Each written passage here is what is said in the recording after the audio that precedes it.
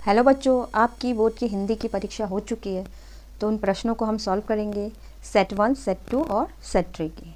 तो आगे चलते हैं। तो बच्चों, ये सेट 3 का क्वेश्चन पेपर है। प्रश्न पत्र कोड है 4/5/3।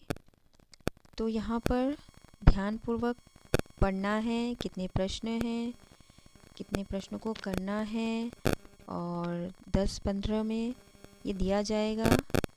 10:30 में आपको उत्तर को लिखना है। किस खंड में कितने प्रश्न हैं उनको करना है। तो इसमें ये इंस्ट्रक्शंस है। यहाँ पर जो गद्यांश दिया है, संबंधों के मामले में सलाह देने वाले पेशेवरों का भी ये मानना रहा है कि सब कुछ रिश्ते ऐसे होते हैं जिनको आप जरा से यत्न से रखें और समुचित मान सम्मान दे तो हमारी खुशी का कारण बन सकते हैं। अपने निकट के रिश्तों या आत्मीय रिश्तों में सहयोग और सम्मान का भाव संबंधों को न सिर्फ प्रगाढ़ बनाता है बल्कि दुख सुख में एक सुंदर सहयोग का तंत्र भी बना सकता है। इनका साथ मन में आंतरिक संतोष और शांति भी देता है। इसीलिए समय समय पर किसी त्योहार के बहाने या जन्मदिन के समारोह के बहाने इनसे मेलजोल बनाए रखना चाहिए और आने वाले रिश्तेदारों को समुचित सम्मान देना चाहिए।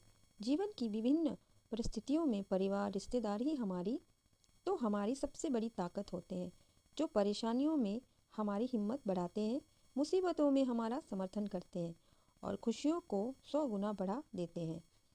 अकेले रहने वाला इंसान हमेशा चिंताग्रस्त रहता है। उसके पास अपनी समस्याओं को साझा करने के लिए, उन्हें संभालने के लिए कोई अपना नहीं होता। रिश्तेदारों के बीच रहकर ही व्यक्ति आपसी प्रेम के महत्व को, अपनी जिम्मेदारी को समझता है और मुसीबत में पड़े दूसरे लोगों की मदद करता है। ऐसी छोटी छोटी बातों में रिश्तेदारी की अनदेखा करना, उनसे किनारा करना उचित नहीं। तो यहाँ निम्नलिखित कथनों में गद्यांश के विचारों से कौन से विचार मेल खाते हैं, उचित विकल्प का चयन करके लिखे बोला है। तो यहाँ पे आत्मीय रिश्तेदार सुख दुख के सच्चे साथी होते हैं, ये सही है। अकेला व्यक्ति जीवन में सफलता प्राप्त नहीं कर सकता, ये गलत है। रिश्तेदारों से त्योहारों के अवसर पर ही मिलना चाहिए, ये गलत है। समय समय पर मिलना चाहिए। रिश्तेदार सामाजिक उत्तरदायित्व का निर्वाह करना सिखाते हैं, तो ये सही है। तो यहाँ ऑप्शन 1 और 4 सही होगा। तो यहाँ नेक्स्ट, जीवन की विभिन्न परिस्थितियों में नंबर 2 में जीवन की विभिन्न परिस्थितियों में संबंधी हमारा सबसे बड़ी ताकत क्यों है। तो यहाँ ऑप्शन ए सही होगा, ये सही है। संकट में समर्थन और सहयोग के लिए। दूसरा, समाज में अपनी ताकत दिखाने के लिए, गलत है। तीसरा, अपनी जिम्मेदारियों को आसानी से समझने के लिए, ये भी सही है। हमारी सबसे बड़ी ताकत का जो सही कारण है वो तो ए है कि संकटों में वह हमारा समर्थन और सहयोग करने के लिए। क्वेश्चन 3, निम्नलिखित कथन तथा कारण को पढ़कर सही विकल्प चुनकर लिखिए। तो कथन में समय समय पर हमारे सगे संबंधियों से त्योहार, जन्मदिन या अन्य समारोह के बहाने मिलते रहना चाहिए, ये कथन सही है। कारण, ये मिलन मन को संतोष और शांति देते हैं, तो ये तो सही है ना। अब हमें यहाँ से ऑप्शन देखना है कि कौन सा दिया है। कथन ए में कथन गलत है लेकिन कारण सही, तो ये नहीं है। कथन और कारण दोनों गलत है, ये भी नहीं है। तो ये सी जो है, कथन और कारण दोनों सही है। कथन तथा कारण कथन की सही व्याख्या करता है, तो ये सही है। ओके। 4 में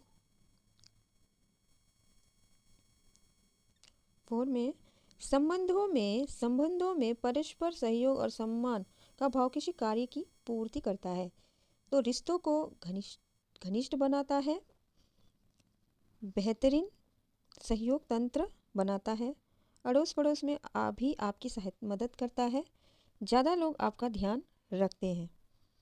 तो यहाँ पर संबंधों में परस्पर सहयोग का सम्मान का भाव पूर्ति करता है। ये नंबर 1 रिश्तों को घनिष्ठ बनाता है और ये दूसरा बेहतरीन सहयोग तंत्र बनाता है। तो यहाँ में ऑप्शन 1 एंड 2 ये सही होगा।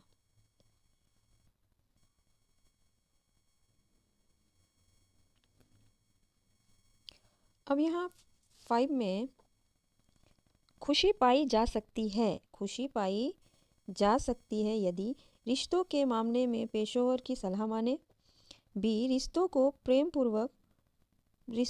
पूर्वक समुचित मान सम्मान से बनाए रखे। तो ये ऑप्शन सही होगा। तो यहाँ पर हो गया द्वितीय पाठ आधारित गद्यांश को ध्यानपूर्वक पढ़ के करना है। इस पर आधारित ये पाठ आधारित ये भी अपठित गद्यांश है। तो यहाँ भारतीय संस्कृति में नदियों, जलाशय, झीलों, तालाबों तथा कुओं का बहुत महत्व है।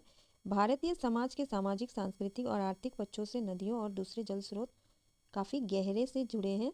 जीवन के अधिकांश पक्ष जलाशयों के किनारे ही पूरे होते हैं। तालाबों ने हमारे सामाजिक जीवन को बहुत अधिक प्रभावित किया है। तालाब अपने जीवन के लिए मानसून और प्रकृति पर निर्भर रहते हैं। पहले समाज अपने अस्तित्व के लिए तालाबों पर निर्भर रहता था। तब उसे प्राकृतिक आपदा के समय पीने के पानी की समस्या से कम जूझना पड़ता था। क्योंकि तालाबों में पानी का पर्याप्त भंडार रहता था, उससे ग्रामीण पेयजल और सिंचाई के लिए पानी उपलब्ध रहता था। पहले हमारे समाज प्रकृति के रहस्य और उनकी शक्तियों के इर्द गिर्द घूमता था। पानी, वायु, धूप को वह देवी कृपा मानकर उसकी पूजा करता था। उसका अभिप्राय यह था कि वो मानव जीवन के लिए उपयोगी प्राकृतिक चीज़ों में भगवान को देखता था, इसलिए वह उसे गंदा करने या जरूरत से ज़्यादा इस्तेमाल करने का विरोधी था। तालाब निर्माण से लेकर उसकी रक्षा में लोग अपनी जिम्मेदारी समझता था। नल, ट्यूबवेल आदि के आने से पानी के परंपरागत स्रोतों की उपेक्षा हुई है। लोग वर्षा जल संग्रह करने का पुराना तरीका भूल गए हैं, जिससे नए नए तरह के खतरे हमारे सामने आने लगे हैं। अब सरकारी और गैर सरकारी स्तर पर फिर से तालाबों के महत्व को समझकर उसके लिए काम शुरू हुआ है। तो इसके आधार पर हमें इसको सॉल्व करना है। तो यहाँ क्वेश्चन 1 है, जल के परंपरागत स्रोतों की उपेक्षा का कारण क्या है? ए इनका समाप्त हो जाना, बी अशुद्ध जल का होना, तो सी आधुनिक स्रोत का होना। ये सही उत्तर है। क्वेश्चन है, निम्नलिखित कथन तथा कारण को ध्यानपूर्वक पढ़िए, उसके बाद दिए गए विकल्पों में से सही विकल्प चुनकर लिखिए।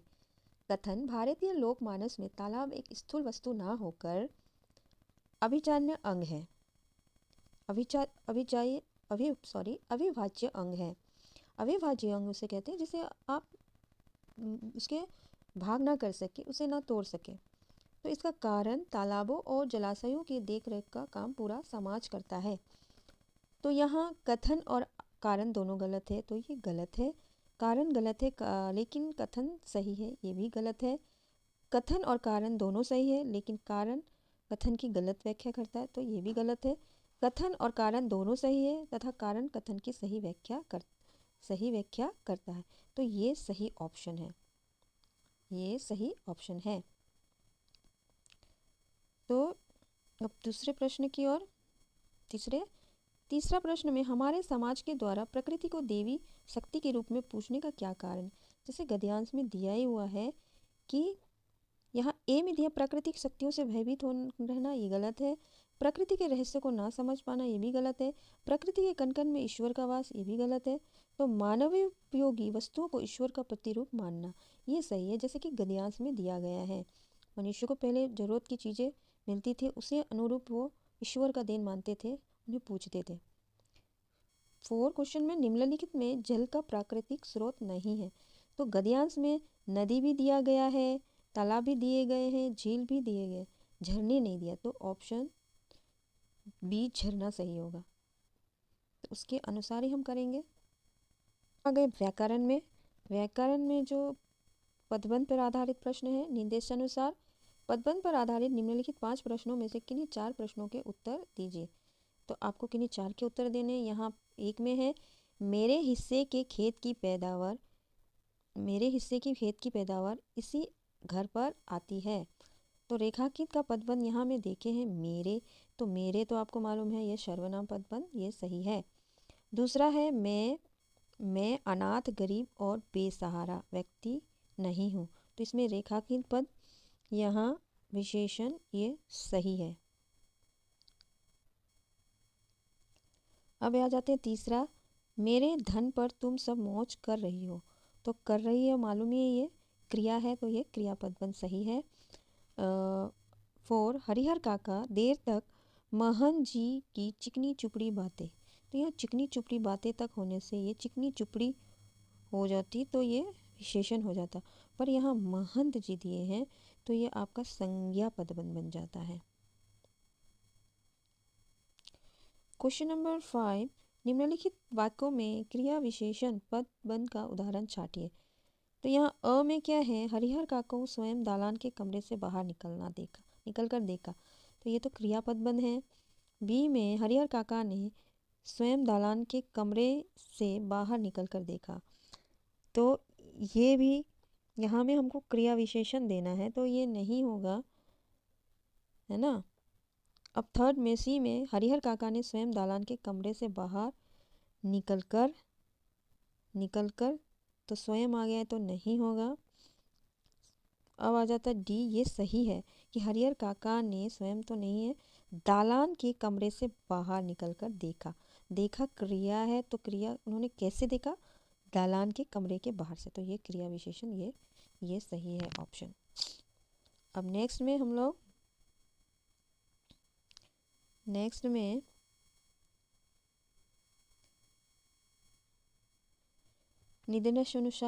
निर्देशानुसार रचना के आधार पर वाक्य भेद पर आधारित निम्नलिखित 5 प्रश्नों में से किन्हीं 4 प्रश्नों के उत्तर दीजिए। तो प्रश्न 1, निम्नलिखित वाक्यों में से उपयुक्त सरल वाक्य छाटिए। ए में है एकांत में उन्हें बिठाया और खूब प्रेम से समझाया, तो ये तो संयुक्त हो गया। मैं समझ नहीं पा रहा हूँ कि, तो ये तो मिश्र हो गया। मैं बहुत दिनों से सोच रहा था लेकिन, ये संयुक्त हो गया। तो मैं अपने लिए तो तुमसे मांग नहीं रहा हूँ, तो ये ऑप्शन सही है ये सरल वाक्य का। अब आ जाते हैं द्वितीय में, यदि ईश्वर को 1 भर दोगे तो 10 भर पाओगे, तो रचना के आधार पर इसका क्या होगा। यहाँ में 2 है, यदि ईश्वर को 1 भर दोगे तो 10 भर पाओगे, है ना, तो ये आपका संयुक्त वाक्य होगा।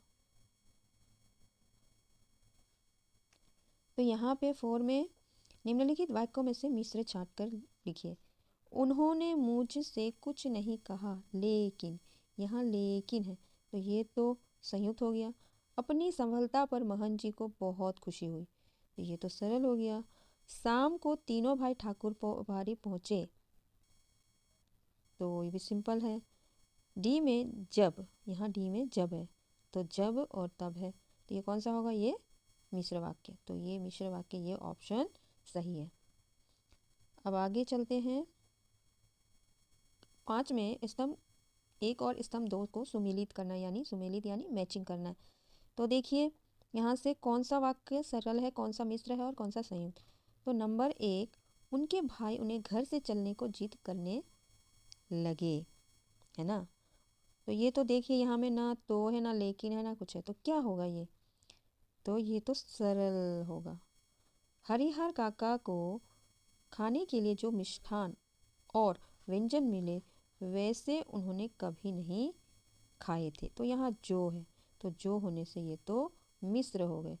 तीसरा, हरिहर काका ने मना किया लेकिन, यहाँ लेकिन आ गया, तो लेकिन तो क्या वर्ड में आता है, संयुक्त में, तो हम लोग मैचिंग क्या करेंगे, 1 का ट्री है, तो यहाँ 1 का ट्री है। 2 का क्या है, 2 का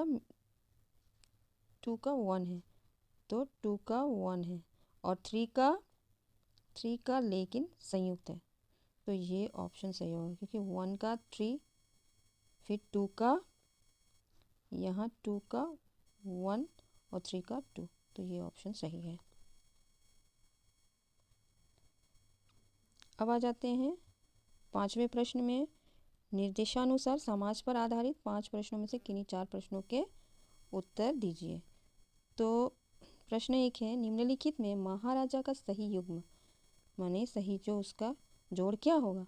महान राजा, तत्पुरुष, महान और राजा, महान है जो राजा बहुप्रिय द्वंद। तो यहाँ में ऑप्शन जो डी है वो सही होगा, महान है जो राजा कर्मधार्य, क्योंकि यहाँ पहला ये विशेषण जो है विशेषण है। तो महान है जो राजा कर्मधार्य, ये ऑप्शन सही है। अब यहाँ दूसरा में देखिए सही युग्म चुनकर लिखिए। तो सेना नायक बहुवीर्य समास, तो ये गलत है। त्रिवेणी द्विगु समास, तो ये करेक्ट है। त्रिवेणी पहला जो द्विगु में पहला नंबरिंग होता है, तो यहाँ 3 है जो वेणी, तो ये सही है। क्वेश्चन नंबर 3, कार्य कुशल समस्त पद विग्रह होगा। कार्य जो है कुशल, ये गलत है। कार्य में जो है कुशलता है जिसकी, ये भी गलत है। कार्य में कुशल है ना, कार्य में कुशल, तो ये कार्य में कुशल ये तत्पुरुष समास के अंतर्गत, तो में, ठीक है, ये सही ऑप्शन होगा। क्वेश्चन नंबर 4, निसंदेह समस्त पद का समास भेद। यहाँ निसंदेह जो शब्द है अव्ययी के अंतर्गत आते हैं, तो ये अव्ययी भाव समास है। अब आ जाते हैं 5वां प्रश्न, प्रयोगशाला समस्त पद का कौन सा पद समास होगा? तो यहाँ ये प्रयोग के लिए शाला होता है, इसका डिवीज़न, तो यह प्रयोगशाला, इसमें प्रयोग क्या शाला के बारे में बताया गया है ना, तो ये तत्पुरुष समास होगा।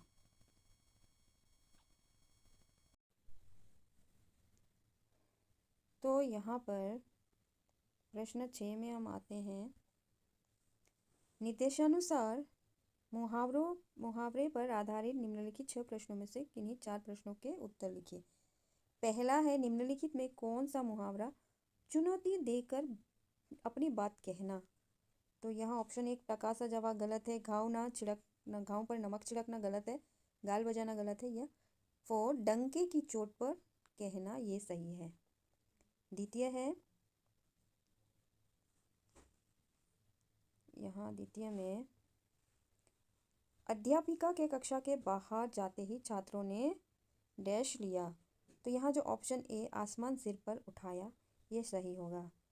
प्रश्न 3, आज के युग में स्वार्थी लोग अपना काम बनाने में लगे रहते इस वाक्य में रेखांकित अंश के लिए उपयुक्त मुहावरा अपना काम बनाने में, तो यहाँ ऑप्शन सी अपना उल्लू सीधा करना सही होगा।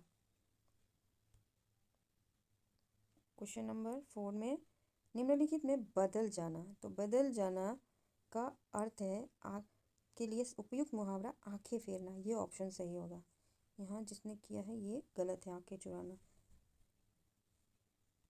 5, भारी संकट से बच जाना, तो इसका उत्तर बाल बाल बचना, ये सही है। क्वेश्चन 6, मुहावरे के अर्थ के उचित मेल वाले विकल्प का चयन कीजिए। तो यहाँ हाथ फैलाना याचना करना सही है, क्योंकि ए हथियार डालना हथियार धरती पर रखना गलत है। ये भी हवा से बातें करना सुहावने मौसम का आनंद लेना, ये भी गलत है। हाथ धोना, ये भी गलत है, तो ये सही है। आगे आते हैं हम प्रश्न 7 की ओर।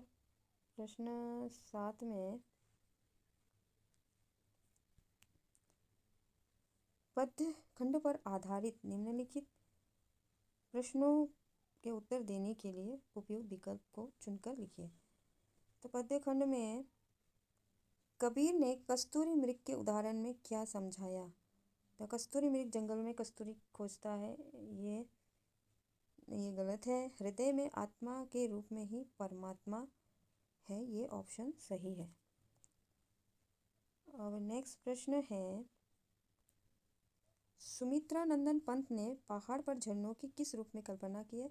तो इसका ऑप्शन मोतियों की लड़ियों के रूप में, जैसा उसमें दिया है कविता में, उस आधार पर। अब हम आगे चलते हैं। यहाँ प्रश्न 8 है, निम्नलिखित पदांश को पढ़कर पूछे गए प्रश्नों के उत्तर के लिए सही विकल्प चुनकर लिखिए। तो यहाँ जो कविता है आपका मनुष्यता से दिया गया है, उसी उदार की कथा सरस्वती बखानती उसी उदार से धरा, कृतज्ञ भाव मानती, उसी आधार से सदा सजीव कृति पूजती, तथा उसी उदार को समस्त सृष्टि पूजती। अखंड आत्मभाव जो असीम विश्व में भरे, वही मनुष्य है जो मनुष्य के लिए मरे। तो उसी आधार पर हमें उत्तर देने हैं। तो पहला प्रश्न है, पदांश के अनुसार उदार किसे माना गया है? तो पदांश के अनुसार जो परोपकार करता है, परोपकारी व्यक्ति को ही माना गया है ना।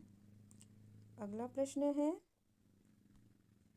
कि देवी सरस्वती किसका गुणगान करती है? तो जैसे कविता में कहा ही गया है, सहृदय का, जो मनुष्य के अंदर प्रेम परोपकार की भावना है, उन्हीं को देवी सरस्वती गुणगान करती। किताबों में भी उनका नाम लिया जाता है।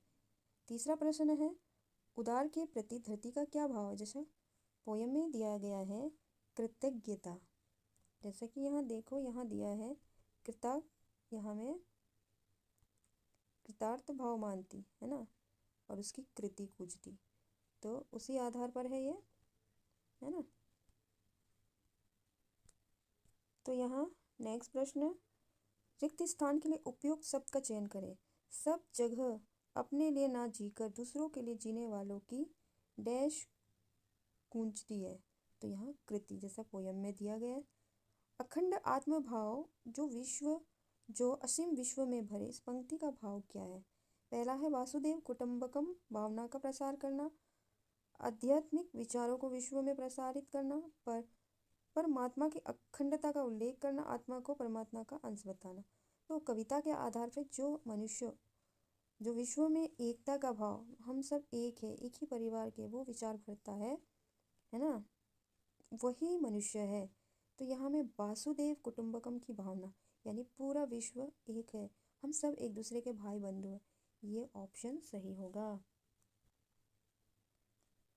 तो आगे प्रश्न 9 है, इसमें गद्य खंड पर आधारित निम्नलिखित प्रश्नों के उत्तर उचित विकल्प चुनकर लिखिए।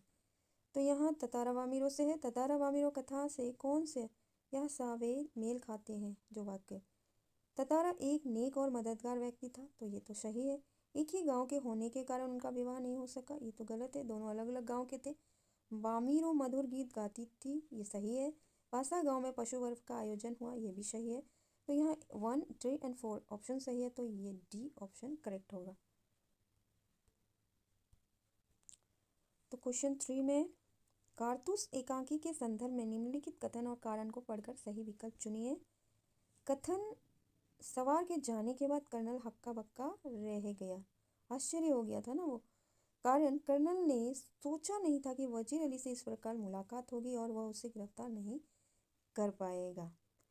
तो ये दोनों तो सही है, क्योंकि सवार के जाने के बाद कर्नल हक्का बक्का, क्योंकि वजीर अली इस रूप में आएगा, वैसे मिलेगा, ये तो कर्नल ने सोचा भी नहीं था। इतना लावा लश्कर बैठकर वो उसे गिरफ्तार करने के लिए था। तो यहाँ विकल्प कथन सही है, लेकिन कारण उसकी गलत व्याख्या करता है, गलत है। कथन गलत है लेकिन कारण सही है, ये भी गलत है। कथन और कारण दोनों गलत है, ये भी गलत है। तो ऑप्शन डी, कथन और कारण दोनों सही, कारण कथन की सही व्याख्या करता है, तो ये सही होगा। आगे प्रश्न 10 में आपको बुक का बड़े भाई साहब का पद्यांश और गद्यांश दिया गया है, उसको पढ़कर उत्तर देने हैं।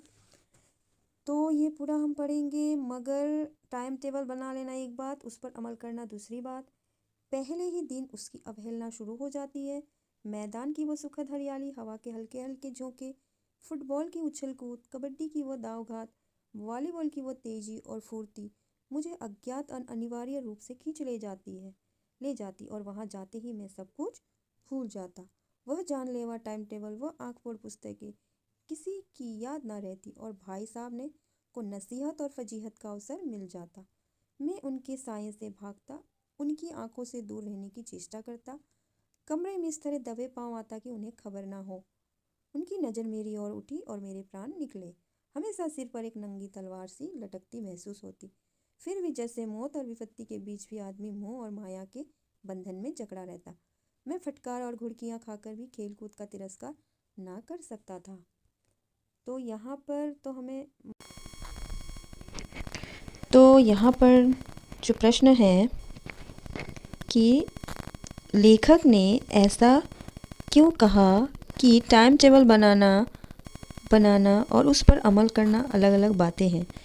तो यहाँ जो ऑप्शन सी है वो करेक्ट है कि टाइम टेबल बनाने में पेन ही उठाना होता है, अमल करने में मन मस्तिष्क लगाना होता है।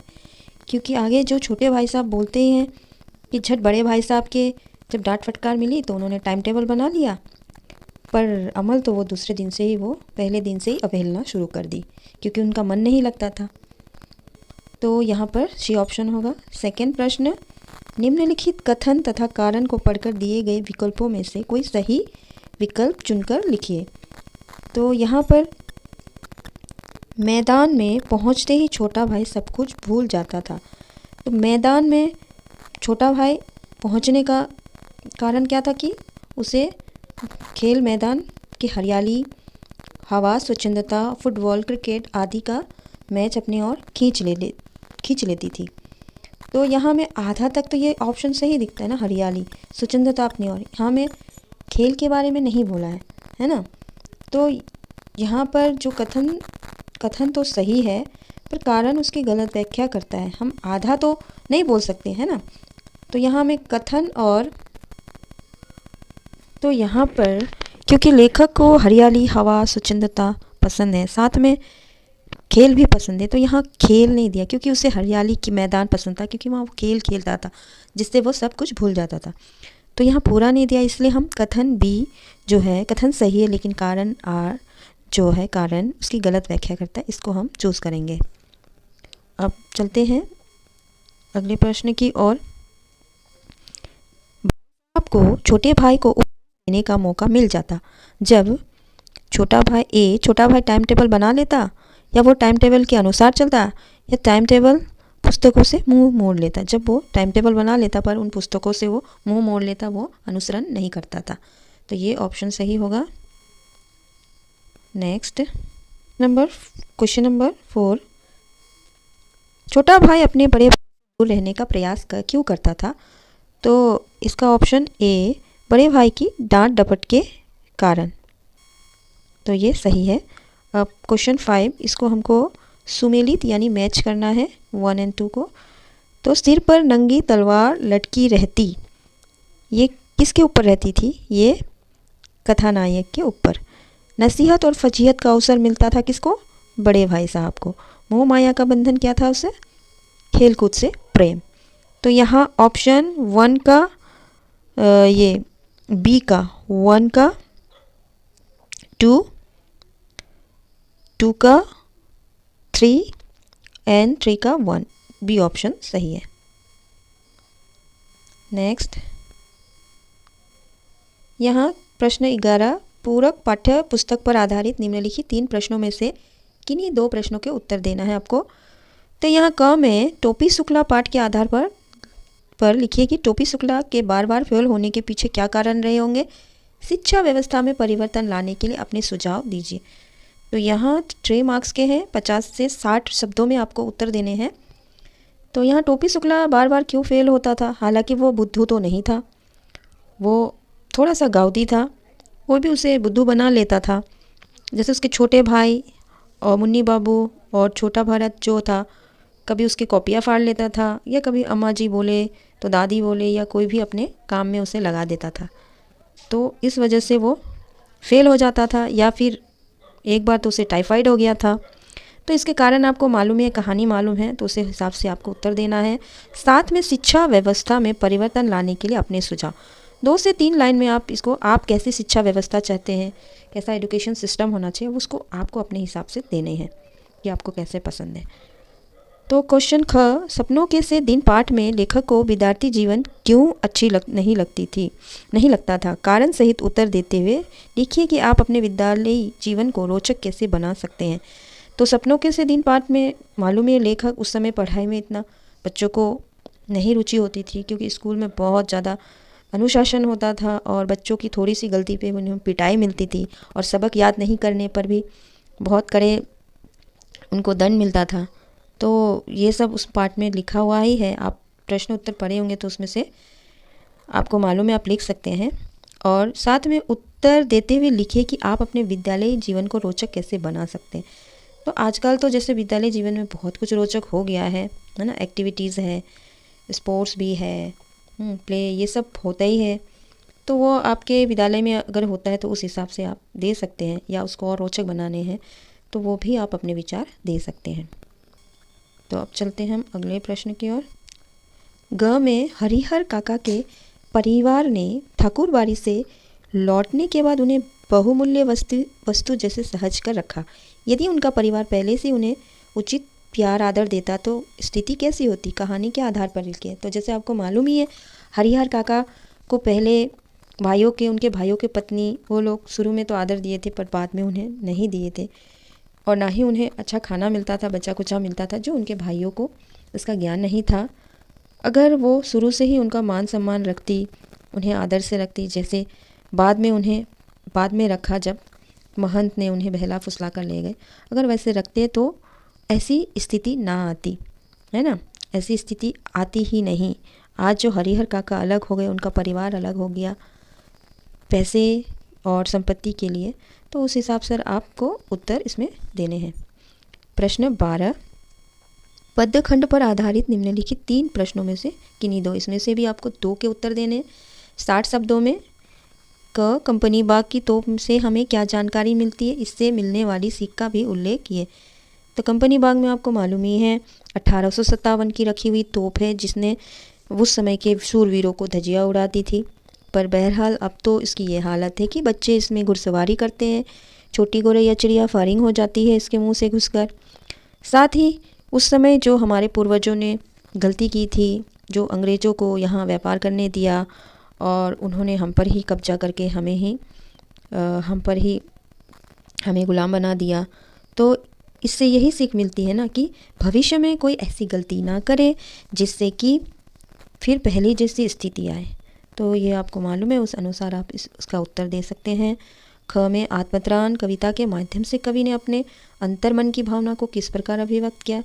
तो यहाँ पे आप कविता का जो सार है उस हिसाब से आप दे भी सकते हैं। यहाँ कवि हर पंक्ति के द्वारा ही यही कहता है कि उसके जीवन में जितनी भी मुसीबतें बाधाएं आए हैं वो उन्हें कम करने के लिए नहीं कहता, वरन उन मुसीबतों को वो पार कर जाए, उसका बोझा हल्का करके सांत्वना दे। वो ये भी नहीं चाहता कि वो यही चाहता है कि उन जितने भी उसकी जिम्मेदारियां हैं उनको वो निर्भय होकर पार कर सके।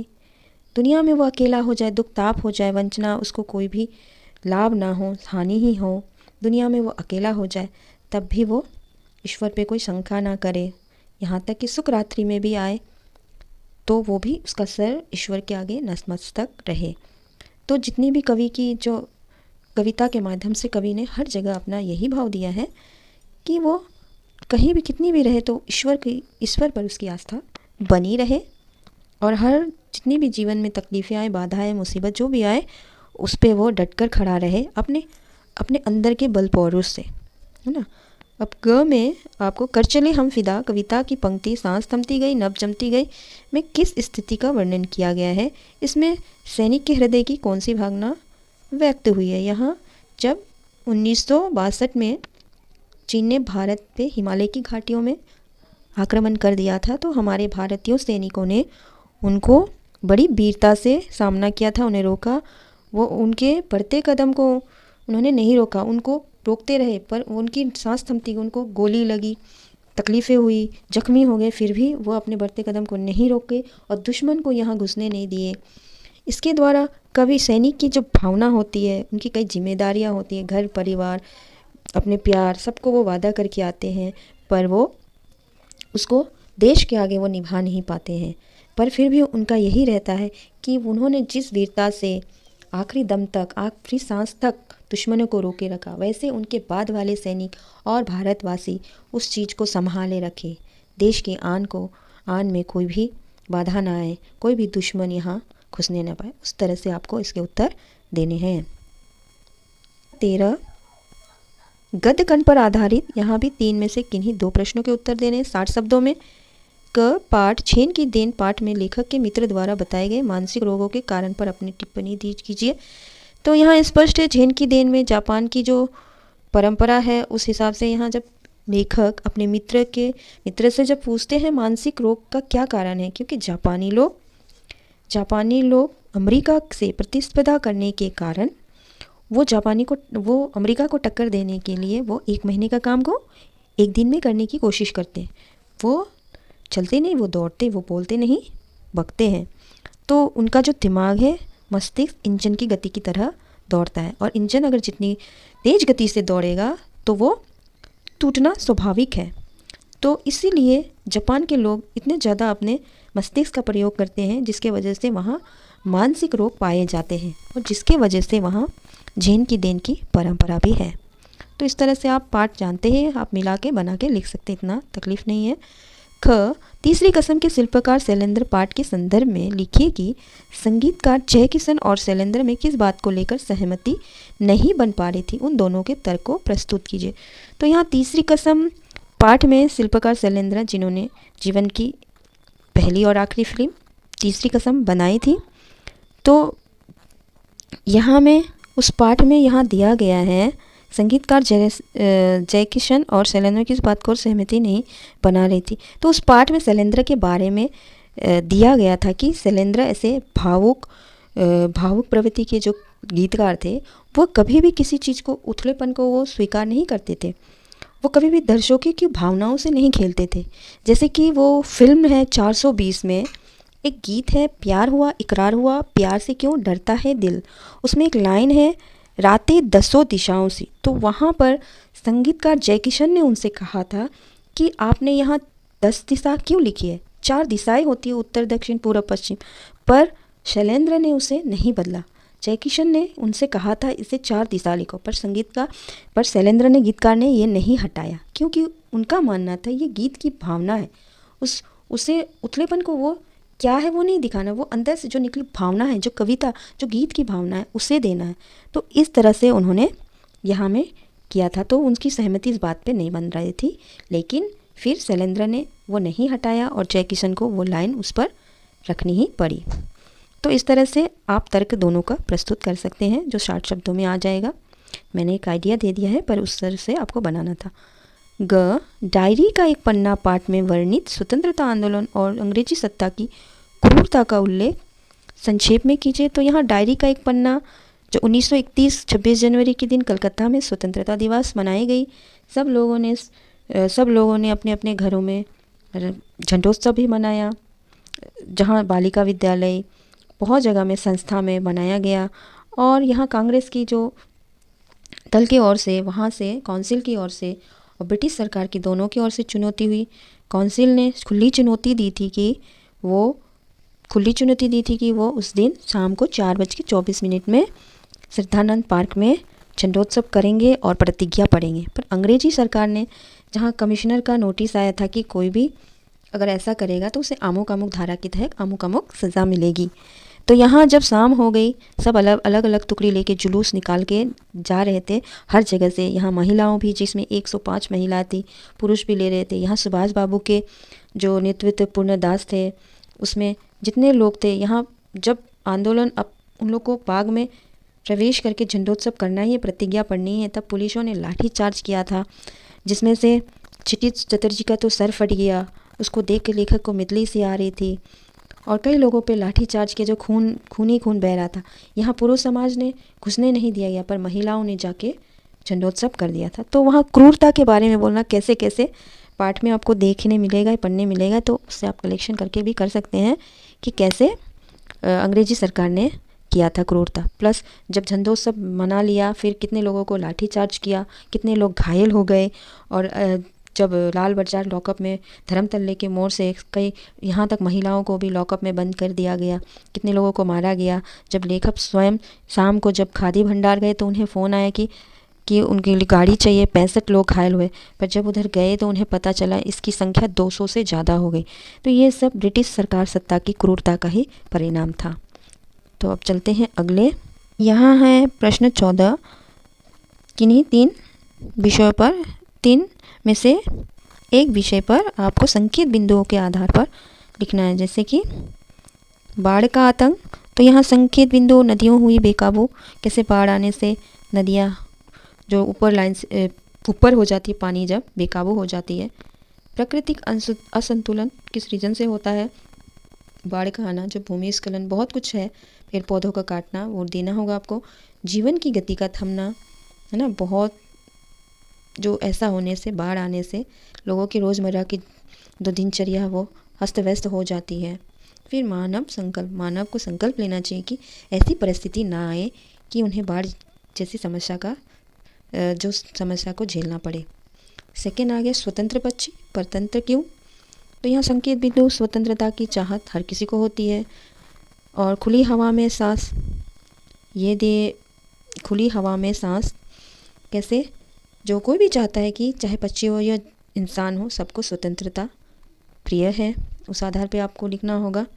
वो इंसान हो या पक्षी, खुली हवा में उसे सांस लेने का सुकून मिलता है। पंख मिले तो उड़ने दो, है ना, एक लाइन भी है, अगर उसे पक्षी को पंख दिए हैं तो उड़ने दो, ये कविता भी है। तो इस आधार पर आपको स्वतंत्र पक्षी और परतंत्र क्यों, आजकल बहुत लोग पक्षियों को पालते हैं, उस आधार पर भी, लेकिन संकेत बिंदुओं को आधार को लेकर आपको इसकी करनी है। तीसरा है काश में अंतरिक्ष में उड़ पाऊँ। तो ये आपको अपनी दृढ़ इच्छा शक्ति से आप जा सकते हैं, ये भी लिख सकते हैं। विज्ञान की पढ़ाई, अंतरिक्ष ज्ञान, है ना, एस्ट्रोनॉट बनना है तो अगर दृढ़ इच्छा शक्ति रखे तो विज्ञान की पढ़ाई, साइंस स्ट्रीम लेके आप करें। अंतरिक्ष ज्ञान, ऊपर के बारे में जो क्या है ब्रह्मांड, वो सब, अंतरिक्ष में जाने का पहले का स्टडी, तो ये आपको खुद से बना के देना है। काश मैं अंतरिक्ष में उड़ पाऊँ। तो इस तरह से आप कल्पना भी लिख सकते हैं या दृढ़ इच्छा शक्ति से आप आ सकते हैं, वो भी आप अपना लिख सकते हैं, यह आपके ऊपर है। अगला प्रश्न है प्रश्न 15। आप आर्या आरव हैं।